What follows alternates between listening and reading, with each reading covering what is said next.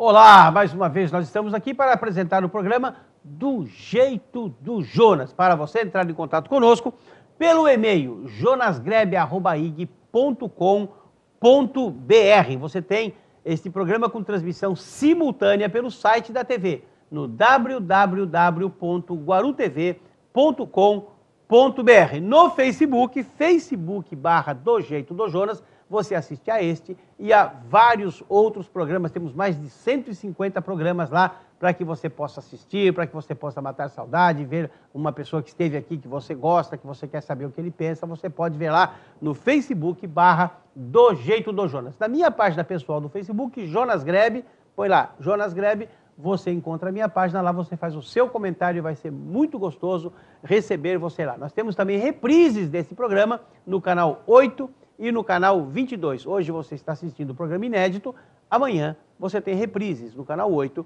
e no canal 22. Para me ajudar a fazer esse programa hoje, eu convidei uma ilustre personalidade aqui da nossa cidade, que é o reverendo Ivan Pereira Guedes. Ele que é mestre em Ciências da Religião pela Universidade Mackenzie. Como é que vão as coisas, reverendo Ivan, tudo bem? Graças a Deus. É um prazer estar aqui com você, com o pessoal que te assiste. E participar desse programa é sempre uma alegria para mim. Puxa vida, a alegria é nossa de receber mais uma vez aqui o reverendo Ivan Pereira Guedes. E eu quero começar o programa falando o seguinte: nós estamos saindo aí de uma semana chamada Semana Santa, né? Eu não sei se essa é a mais santa do que as outras, mas o nome que se dá é Semana Santa. Nós viemos do Domingo de Ramos, quando as pessoas vão com aqueles ramos para serem benzidos, enfim, né, o costume da Igreja Católica. Depois nós tivemos a sexta-feira, que é chamada de Santa, que é o dia da crucificação. Aí em seguida, Domingo de Páscoa. Depois nós tivemos o 21 de abril, que é o dia do Tiradentes, que já não tem muito a ver com isso.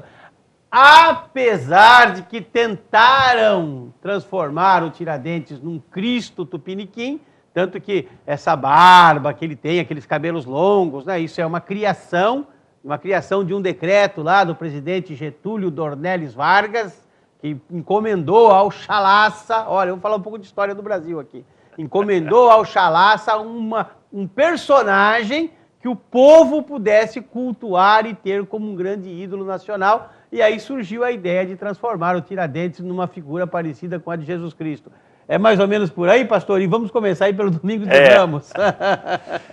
Então, já foi mais importante, né? Esses dias já foi um marco mais significativo na vida do cristianismo de uma forma geral no Brasil. Hoje, como tudo relacionado à questão da fé, está se diluindo, né? Até mesmo a Semana Santa ou a Semana da Paixão está perdendo o seu impacto, né? É uma coisa inacreditável, mas é o que nós estamos vivendo hoje, né? As pessoas estão se distanciando cada vez mais da questão relacionada com a questão da fé. Hoje tudo é relativo, hoje é tudo subjetivo, hoje o cara vai na igreja apenas para cumprir um protocolo, não é? E já perdeu aquele fervor, não é? Aquela coisa. Mesmo os evangélicos, e você deve lembrar disso, esses dias as igrejas evangélicas levavam mais a sério, né? Você tinha cantatas de Páscoa, você tinha cultos realmente em que as igrejas ficavam cheias, né? O culto das 7 palavras, você deve ter participado muitas vezes. Né? Hoje as igrejas perderam isso. Quando eu caminhava com o reverendo Edésio Schecker, nós tínhamos um contato muito estreito. O reverendo Edésio Schecker foi presidente do Supremo Concílio da Igreja Presbiteriana do Brasil. Eu caminhei muito com o reverendo Edésio Schecker e nós íamos em diferentes igrejas para o culto das 7 palavras. E as igrejas estavam cheias. Mas, pastor, eu há mais ou menos eu estou meio ruim aí de data, mas há uns 20 e tantos anos atrás, quando eu cheguei a primeira vez a Nova York, eu tomei um choque cultural na seguinte medida: o Brasil tinha as igrejas evangélicas cheias e as igrejas católicas muito vazias. As pessoas estavam se afastando da igreja católica e você pegava missas importantes vazias, aquela coisa toda. Vamos pegar aí década de 80, final da década de 70, começo da década de 80. Quando eu cheguei nos Estados Unidos, Eu me assustei porque as igrejas evangélicas estavam vazias E as igrejas católicas hiperlotadas. Hoje, nós estamos vivendo um fenômeno muito parecido. As igrejas evangélicas estão diminuindo na sua frequência e as igrejas católicas estão cada vez mais cheias. A igreja da praça aqui, Por quê? aqui na Vinda Puglisi, nesse final de semana, tinha missa lá com 200 pessoas do lado de fora. Eu passei e vi. Mas por quê? Por quê? Porque os evangélicos, nesta época que você está retratando aí, vamos pegar um pouquinho mais para trás, de 60 até final de 80, comecinho de 90, eram pessoas de um poder aquisitivo limitado. Quantos carros tinha na sua igreja quando você era garoto? Nenhum. Ou quando aparecia um, dois, era Tio do reverendo Ciro de Oliveira, o Nestor Santana, comprou o primeiro carro da igreja. Foi um Aue. Só que não tinha rua, era tudo de terra, chovia, o carro não entrava. Exatamente. Hoje, os evangélicos evoluíram economicamente. Então, o cara não tem tempo de ir à igreja, porque ele tem outras coisas para fazer. Nessa sexta-feira, nós tivemos um culto das 7 palavras lá, onde eu estou atuando, atualmente em São Paulo. Você tinha menos da metade do número de pessoas que fazem parte do grupo, porque o pessoal estava viajando. Um grupo de jovens da igreja, outra igreja também lá da região, na sexta-feira estavam se preparando para ir para o boliche. Então, os evangélicos hoje se ajustaram perfeitamente ao meio ambiente e assumiram, né, os conceitos da sociedade. E negociaram, e aí eu tenho falado muito isso, né? Houve uma negociação, uma barganha, uma troca de valores. A sociedade assimilou os evangélicos, nos aplaude, compra o nosso CD, ouve os nossos hits, como o Zaqueu, que tocou até em bar e tudo mais. Não é? A Globo se rendeu, porque hoje nós somos um mercado imenso, somos... O Zaqueu toca em baile também? Não, bar. Ah, em bar. Eu passava aqui na Tiago Ferreira aqui. Estava tocando o Zaqueu. Zaqueu. Baile não, ninguém dançou. O Zaqueu, se ele soubesse, ele tinha ficado rico. Não é? De novo? O que ele tinha devolvido, ele pegava tudo em direitos autorais. Não é? Então houve uma barganha, Jonas. Uma barganha horrorosa, né? Uma barganha tremendamente ruim para os evangélicos, porque o que nós ganhamos não vale nada, e o que nós entregamos era o que nós tínhamos de mais precioso. Mas, pastor, a pergunta que eu faço é a seguinte: onde foi que houve essa dicotomia da fé, principalmente dos evangélicos? Porque o grande diferencial do evangélico nas décadas de 60 e 70 era a pureza da palavra. Sim. Hoje, a palavra é uma só, é dízimo. Né? Exato. Porque eu tenho dito para as pessoas que eu tenho uma certa facilidade de conversação, eu tenho dito que a única coisa que está faltando é um sermão dizendo que o dízimo morreu na cruz para nos salvar. Que Deus amou o mundo de tal maneira que deu dízimo, para que todo aquele que nele crê não pereça, mas tenha vida eterna. Posso anotar esse esboço aí? Pode anotar. Só está faltando isso. Não vai... Só se fala agora não vai faltar mais. Você deu a ideia e os caras vão dizer que o dízimo morreu na cruz, que Deus deu... Tem gente aí dizendo que quem não dá o dízimo é ladrão. E não é. Quem não dá o dízimo está em falta. Mas ladrão, artigo 157 do Código Penal, tem lá as suas diretrizes que mostram o que é ser ladrão. E você chamar alguém de ladrão sem que ele tenha subtraído para si, mediante grave ameaça, que é o que diz o artigo 157, quem diz que a pessoa é ladrão pode ser, inclusive, processado, né? Pode ser processado por calúnia, difamação, injúria, no caso é injúria, né? Porque você imputa a alguém algo que é crime. Quando você imputa a alguém algo que não é crime, é difamação. Quando você imputa a alguém algo que é crime, ser ladrão é crime, você comete um crime de injúria que pode ir preso. Ah, mas Malaquias diz que quem não dá o dízimo roubará o homem a Deus. É uma outra situação. Ali é um Estado teocrático, onde, para se alimentar as viúvas, os órfãos, você entregava parte daquilo que você ganhava, porque não existia imposto. Não existia, o Estado não tinha como sustentar. Então, ele cobrava 10% daquela pessoa que estava em atividade física perfeita. Hoje você paga 60% de impostos para cuidar das viúvas e dos órfãos. Ninguém é idiota aqui. Eu sei que a igreja precisa de papel higiênico, que a igreja precisa de pagar a conta de luz, que a igreja precisa pagar a faxineira, que a igreja precisa pagar a conta da água e que precisa de dinheiro. Mas a contribuição, ela tem que ser voluntária. Não precisa ser 10%, pode ser 30%, 50%. Mas tem que ser do coração. Mas tem que ser do coração. E não você chegar e falar assim, quem não entrega o dízimo é ladrão. Né? Quando você vier aqui, eu escutei um pastor falar, quando você vier aqui na igreja, bota corrente na tua bicicleta, porque não é todo mundo aqui que é dizimista. Esse pastor tinha que estar preso. E desculpa o desabafo, mas eu estou falando a verdade. O dízimo não morreu na cruz para me salvar. Foi Cristo. Desculpa a intervenção, pastor. Não, mas não sei se vai dar tempo antes do intervalo, mas aonde que acontece essa ruptura? Não é que aconteceu de um dia para o outro. É um processo. Você vai lembrar disso. Na década de 70, 80, a ênfase era a volta de Cristo. O mercado está vazio, Maranata, vem Jesus, e tantos outros hinos. Né? Se cantava aqueles hinos todos que falam sobre o céu, porque a expectativa... Falava-se escatologia. Exatamente. Não, tinha série de conferências. Série de conferências. Tal. Os púlpitos se pregavam sobre a volta. Se falava em salvação da alma, e não do bolso. Aí, você vai chegar à teologia da prosperidade.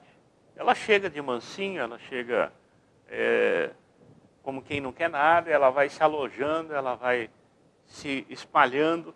Na proporção, você pode pegar isso, em que a teologia da prosperidade vai assumindo o púlpito e a escatologia vai deixando de ser proclamada, você chega nesse ponto que nós chegamos hoje. Você não ouve mais falar sobre a volta de Jesus? Ouve? Não. Qual foi o último sermão que você ouviu falar sobre a volta de Jesus? Não se fala mais sobre céu, não se fala mais sobre inferno, não se fala mais sobre pecado. Só se fala sobre dinheiro, prosperidade. Você quer ficar rico, começa a dividir lá. Cura do corpo. Isso. Aí você tem propagandas na televisão em que o cara se deu bem na vida e ele diz, eu sou da denominação tal. Ele não é de Jesus. Não. E quem deu para ele não foi Deus. Isso. Foi a igreja X ou Y.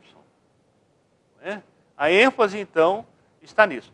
Diferente do pentecostal original, que pregava a cura e dons, mas que tinha uma visão cristocêntrica do negócio. Era Jesus atuando o tempo todo. Hoje, mesmo essas igrejas pentecostais já não falam mais disso. Mudou também a ênfase, até da ênfase da cura de dons espirituais para a questão financeira. Pastor, eu vou um breve intervalo comercial, senão o meu produtor, o Michel, ele tem um infarte, mas é legal, eu gosto que ele realmente toma conta do programa. Vamos ao breve intervalo comercial, daqui a pouquinho nós voltamos com o programa Do Jeito do Jonas.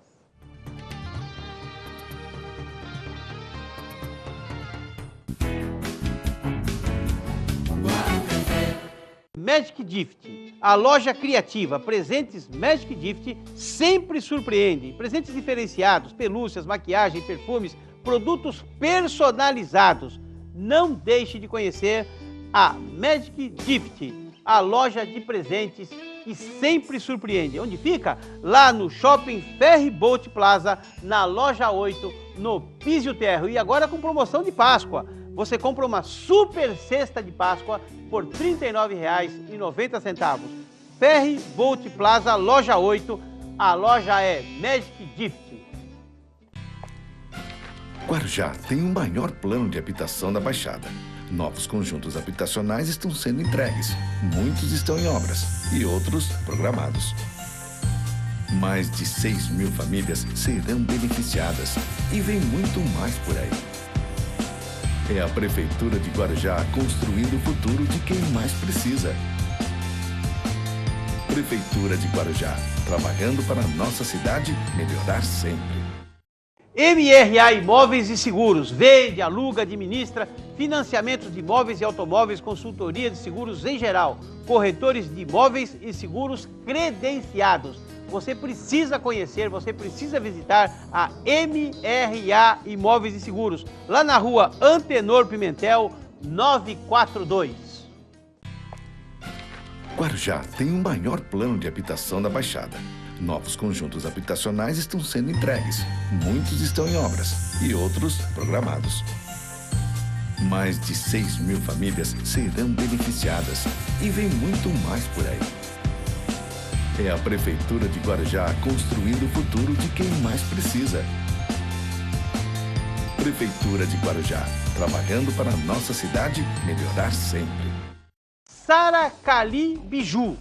Fica ali no Shopping Ferryboat Plaza, na loja 4. Para você, moça, para você, senhora, ficar linda, chique, na moda, vá até a Sara Cali Biju. Lá tem tudo em bolsas, bijuterias, relógios e acessórios em geral. Brincos banhados a ouro antialérgicos com garantia a partir de R$ 5,00. Pulseiras, só R$ 6,00.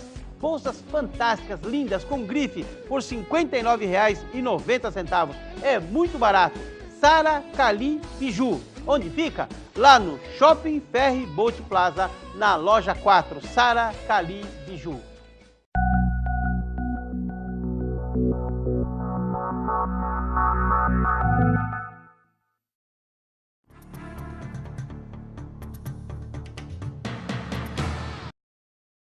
Programa Do Jeito do Jonas. Para você entrar em contato conosco, jonasgrebe@ig.com.br, no Facebook, Facebook.com/Do Jeito do Jonas. Página pessoal, Jonas Grebe, você encontra lá a minha página e faz o seu comentário, muito legal receber você lá. Esse programa tem transmissão simultânea pelo site da TV, www.guarutv.com.br. Temos reprises no canal 8 e no canal 22. Estão nos apoiando aqui como patrocinadores a MRA Imóveis, que fica lá na rua Antenor Pimentel, 792 no Morrinho, ou 972 lá no Morrinhos.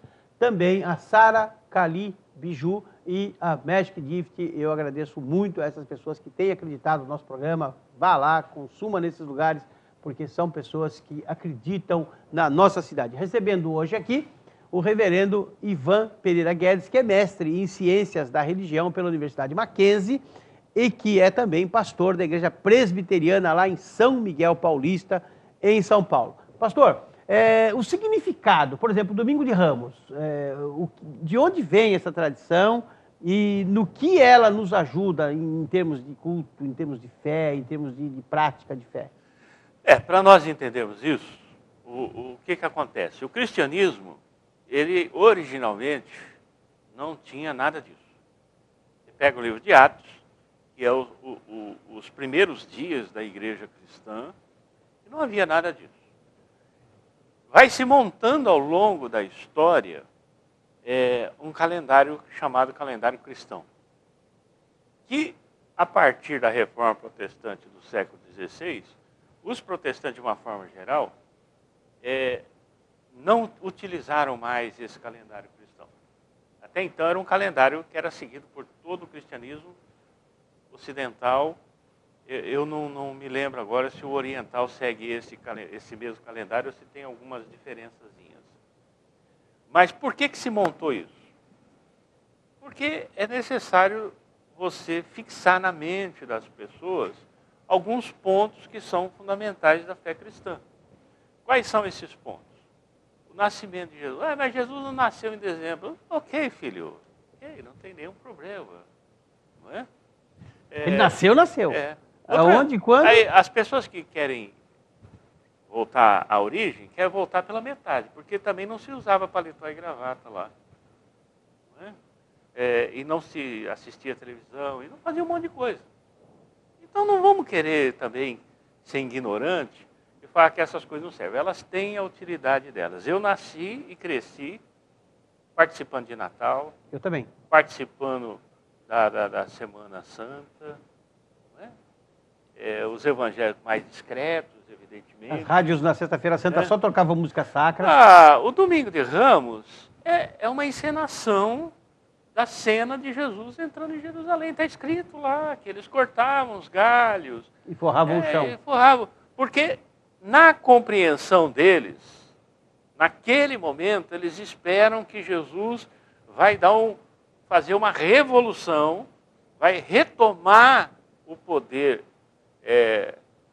político, econômico, vai romper com o Império Romano e vai voltar aos dias gloriosos de Davi e Salomão. Isso no domingo. Né? Na sexta-feira a opinião deles mudou. Porque Jesus se deixa trair, se deixa prender e é levado para ser morto na cruz. Não é esse o cara que eles queriam. Não foi esse o cara que eles cantavam Hosana, Hosana. Hosana significa salva, ou salva-nos. Então Jesus é o Salvador. Mas que Salvador que eles estão pensando no domingo? O Salvador no sentido político e econômico. O hino muda na sexta-feira. Crucifica o crucifica. Porque Jesus foi uma grande decepção para eles. Mas o povo daquela época mudava de opinião fácil assim? Porque hoje não muda mais. Nem tem opinião hoje. Não é? Então, a igreja cristã, ao longo dos séculos, ela foi construindo esse calendário. Tem a quaresma. Sim, a quaresma, que já foi muito mais levada a sério, que hoje nem o católico mais leva a sério, mas era um período de reflexão, de contrição. Ninguém fala em contrição hoje. O cara vai para o culto hoje, ele vai para se sentir bem, ele vai para receber alguma coisa. Ele não vai no culto para oferecer. E aí quando o culto é bom mesmo, ele fala que pena que meu cunhado não veio, porque esse sermão era para ele. Não é? Então, essas datas elas foram colocadas porque são marcos importantes e que chamam a atenção do cristão para esses momentos que são cruciais dentro da narrativa evangélica. O Natal está lá em Lucas e Mateus, e a Semana da Paixão ocupa a maior parte de todas as narrativas evangélicas. Aí chega a Semana Santa. Sim. Né? Aí chega a Sexta-feira Santa. E qual é o marco histórico disso? Não, é só para você trazer à memória os relatos evangélicos que estão lá, não é? A respeito do que Jesus sofre, e o Mel Gibson foi o cara que Melhor retrator? Que não tem nada a ver com isso, ele fez só para ganhar dinheiro mesmo, mas ele é o que mais se aproxima daquilo que realmente aconteceu lá. Não é? É lógico que se cria, né, uma série de coisas que a Bíblia não trata, mas o sofrimento de Jesus está lá, para quem quiser ver. Não é? Nós, como evangélicos e descendentes da Reforma, nós esvaziamos os nossos cultos e os nossos templos de qualquer identificação com o Evangelho. Você entra num templo evangélico hoje, as paredes estão peladas. Não tem nada que faça você ter uma reflexão. Se você entrar num templo católico, é obrigatório você lembrar alguma coisa do Evangelho. Ou tem o Cristo lá sangrando, que a gente não gosta muito de pensar nisso, não é? Mas está lá no Evangelho, não está? Está. Não é? A cruz vazia porque Cristo ressuscitou. É claro que ressuscitou. E o comentário de que está adorando a um Cristo morto, quando na verdade Cristo vive? Mas hoje o evangélico tem noção de que é preço, Cristo morto ou vivo? do preço que Jesus pagou? Não tem. Não tem. Não é? Agora, se o cara está lá, o católico ele é obrigado a lembrar que Jesus morreu na cruz de uma forma cruel por causa dos pecados dele. E nós não somos constrangidos a isso. Paulo fala, eu prego a cruz, e a cruz que Paulo prega é a cruz coberta de sangue. É o Cristo crucificado e ressurreto. Porque a morte de Jesus só tem relevância à luz da sua ressurreição. Por isso que na sexta-feira você enfatiza a morte de Jesus e no domingo você enfatiza o quê? A ressurreição. E por que os cristãos transmutam do sábado para o domingo? Primeiro, para se desconectar do judaísmo. E segundo, porque a data significativa para o cristão é o domingo. Sem o domingo da ressurreição, o que aconteceu na sexta-feira não ia ter importância nenhuma. Quer dizer, o fato até de que os cultos evangélicos, católicos, cristãos em geral, sejam no domingo, vem da ressurreição ter ocorrido no primeiro dia da semana. Sim, evidentemente. Não é?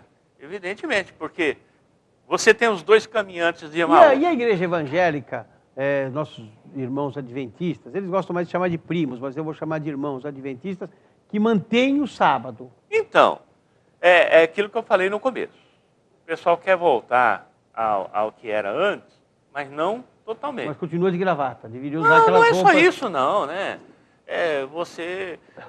Você tem Paulo e Barnabé, no capítulo 15 de Atos, defendendo que o gentil, ou seja, aquele que não é judeu, pudessem ficar livres de todo o peso cultural do judeu. Poderíamos chamar de dogmas, no Antigo né? Testamento. Poderíamos chamar de dogmas. E a tese deles foi vitoriosa. Se não fosse vitoriosa, nós não teríamos igreja, ou teríamos sinagogas. Quer dizer, Paulo e Barnabé nos defenderam para nos livrar de todo esse ranço do judaísmo. E o que os irmãos adventistas querem fazer é trazer parte disso para dentro das suas denominações. Não funciona, eles sabem disso. Não funciona.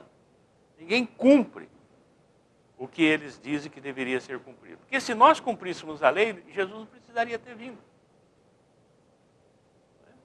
Então, mas o cristão, de uma forma geral, no início do século, eles se reuniam todos os dias. Depois, com as coisas se tornando mais complexas no dia a dia, eles começaram a se reunir. Mas o grande momento mesmo era o primeiro dia da semana. Por quê? Porque marcava a ressurreição, né? Que é o grande diferencial do cristianismo. Se você não crê na ressurreição, meu filho, o resto não importa. Se existe céu, se existe inferno, se existe anjo, não faz a mínima diferença. Paulo fala que se nós não crermos na ressurreição, nós somos os mais infelizes sobre a face da terra. Por quê? Porque a ressurreição é que nos dá a esperança da salvação e da vida eterna. Se não há ressurreição, para que o resto? Se não acreditar na ressurreição de Jesus Cristo, tudo e tem que se faz é vão. E tem um monte de cristão dentro das igrejas aí, evangélicos, que não crê, rapaz, não crê. Nem sabe dessas coisas, porque nem se ensina isso mais nas igrejas. Né? Voltando àquela crítica anterior, hoje só se fala sobre um determinado assunto, né? E algumas variantes dele, né? Então, essas doutrinas concernentes à pessoa de Cristo, elas viraram lendas. Viraram lendas. Mudou, né, pastor? Pastor, reverendo Ivan Pereira Guedes, mestre em Ciências da Religião pela Universidade de Mackenzie, nos honrando com a sua presença, com a sua visita aqui no nosso programa hoje, ajudando a fazer esse programa. 30 segundos para falar tchau e mais 15 segundos para dar a sua mensagem, o seu recado. Meu querido, você que está nos ouvindo aqui, preste bem atenção nisso. Cristo morreu e Cristo ressuscitou. Se você não crê nisso, você não é um cristão. Se você não crê nisso, você deve ter uma outra religião, ou nenhuma religião, porque a moda agora é não ter religião, né? Eu sinto muito por você. Porque crer na morte e na ressurreição de Jesus é que nos dá a certeza da salvação e da vida eterna. Então fica aí para você pensar nisso. E você que é evangélico, que está relegando essas coisas aí, e você tem investido a sua razão de viver em outras coisas, tome cuidado, porque ele subiu aos céus, mas ele disse que voltará. E ele vai voltar mesmo. É isso aí, muito bom, realmente muito proveitoso. Nós que estamos aí terminando a Semana Santa, e é santificada exatamente nessas comemorações, nessas rememorações, quando nós podemos lembrar do sacrifício de Cristo, da morte de Cristo, do sepultamento, mas que acima de tudo, nós trazemos à nossa memória, resgatamos para a nossa memória que Ele ressuscitou dentre os mortos. Não está mais ali, Ele saiu. Você pode encontrar o túmulo de Gandhi, de Buda, de Maomé, de tanta gente, mas o de Cristo está vazio. E o túmulo de Jesus está vazio porque Ele ressuscitou para salvar a você e a nós. Que Deus te abençoe e te guarde, que faça resplandecer o seu rosto sobre ti e te dê a paz.